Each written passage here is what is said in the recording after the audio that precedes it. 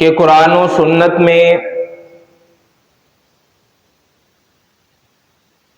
کسی بھی صحیح حدیث میں نبی علیہ الصلاۃ والسلام نے مرد و زن کی نماز میں فرق بیان نہیں کیا، سوائے چند ایک معاملات میں کہ نبی علیہ الصلاۃ والسلام نے فرمایا کہ بالغہ عورت اوڑھنے کے بغیر نماز نہیں پڑھ سکتی۔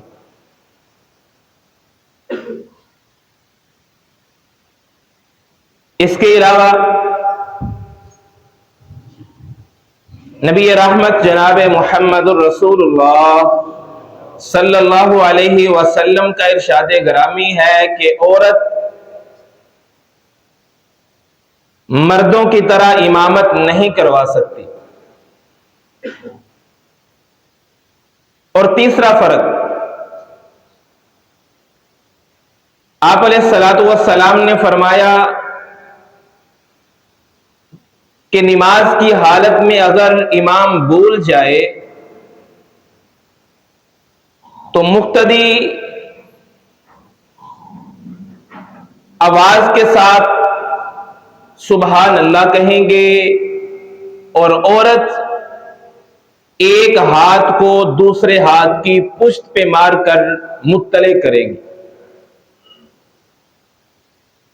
یہ چند ایک فروق نبی علیہ الصلاۃ والسلام نے مرد و عورت کی نماز کے لیے بیان فرمائے ہیں۔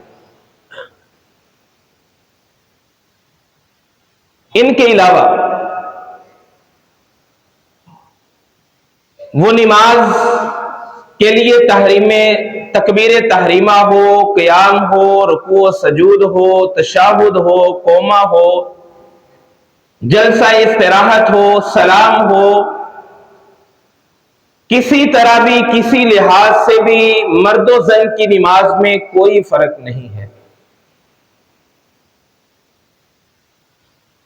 ہاں، یہ بھی فرق نبی علیہ الصلاۃ والسلام نے بیان فرمایا کہ مرد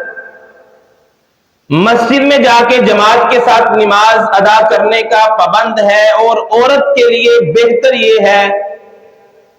کہ جس قدر پردے کا اہتمام کر سکتی ہے اپنے آپ کو چھپا کے نماز ادا کرے۔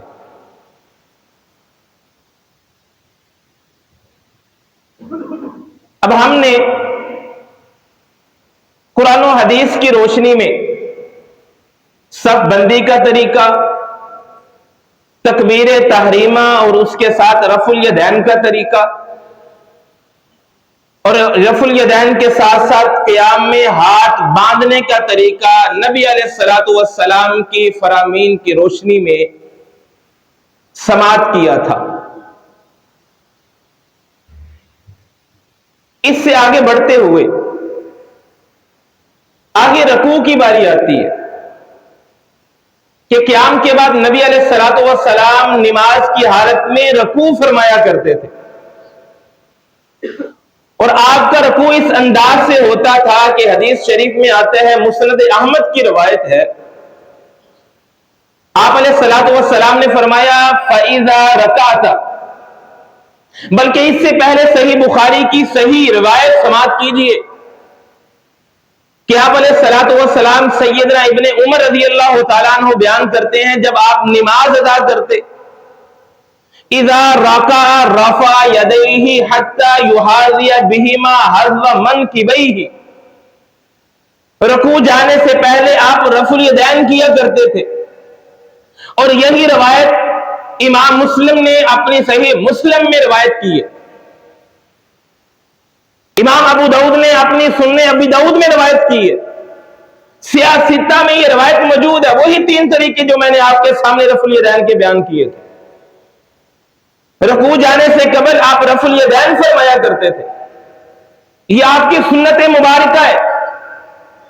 اور ایک صحابی کا قول بھی نظروں سے گزرا کہ سیدنا عقبہ بن عامر رضی اللہ تعالیٰ عنہ اپنے شاگردوں سے کہا کرتے تھے، ایک دفعہ رفع الیدین کرنے کا ثواب 10 نیکیاں ہیں، یہ صحابی رسول کا فرمان ہے۔ عشرہ مبشرہ رضوان اللہ علیہم اجمعین صحابہ کرام رفع الیدین فرمایا کرتے تھے،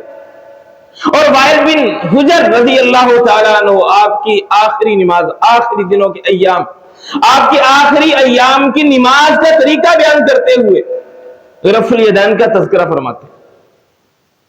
صحابہ کرام سے تسلسل کے ساتھ ابتدا سے لے کر آپ کے اختتام تک، آپ کی وفات تک نبی علیہ الصلوۃ والسلام نے رفع الیدین فرمایا۔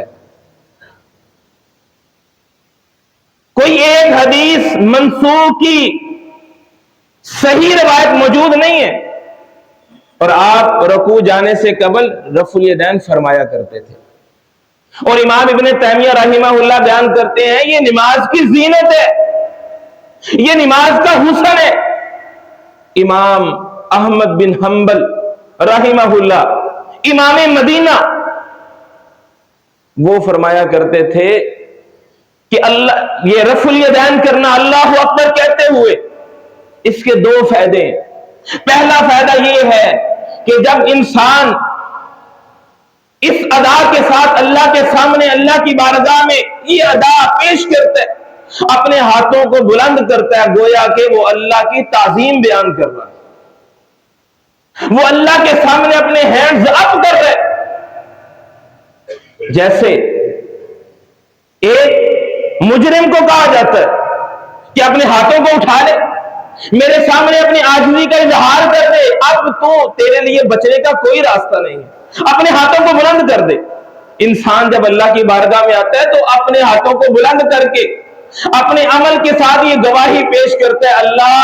تیری اس دنیا سے بھاگنے کا میرے لیے کوئی راستہ نہیں ہے، اللہ تیری بادشاہ سے بھاگنے کا میرے لیے کوئی راستہ نہیں ہے،